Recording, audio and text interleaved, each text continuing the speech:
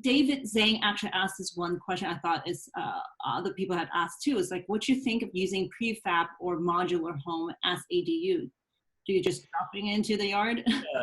Yeah, so there's a lot of that out there. So I think one of the things that if you get a, so with the prefab, they can get it like FHA approved. They can get it they can go to the state architect and get it pre-approved.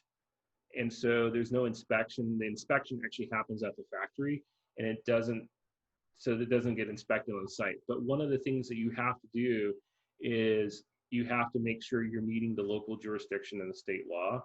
And then you have to have the right foundation. So you're still going to hire a local contractor to construct your foundation, and that all has to be inspected. And then if they come in, so let's say that you're in San Jose, you pull a permit, you get your you got to follow state and local codes about where to sit at, like 4-foot setback, height restrictions, and then you're still going to have to do a foundation work. And so if you're in a flat lot, good soil, it's going to be one thing. If you're on a hillside with sandy soil, you might be driving pylons and, putting piers down. And so that foundation is going to have to be engineered. So there's still local things that are going to happen and site-specific things that are going to happen.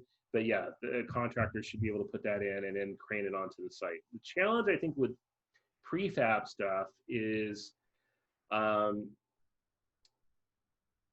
you really want to crane it over your existing dwelling? That might be a little bit of a challenge. And Phil, maybe you can talk to the electrical and plumbing aspects of that prefab.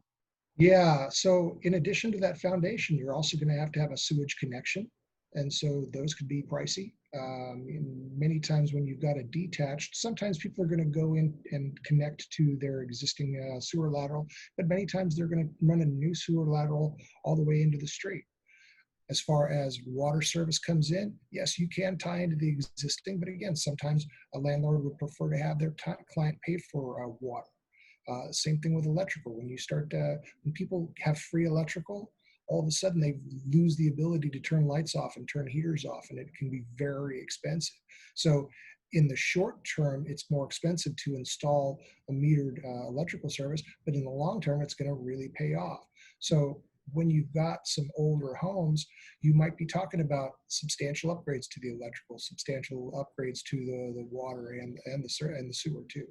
So those are all things that need to be considered before you start thinking about dropping something in the yard.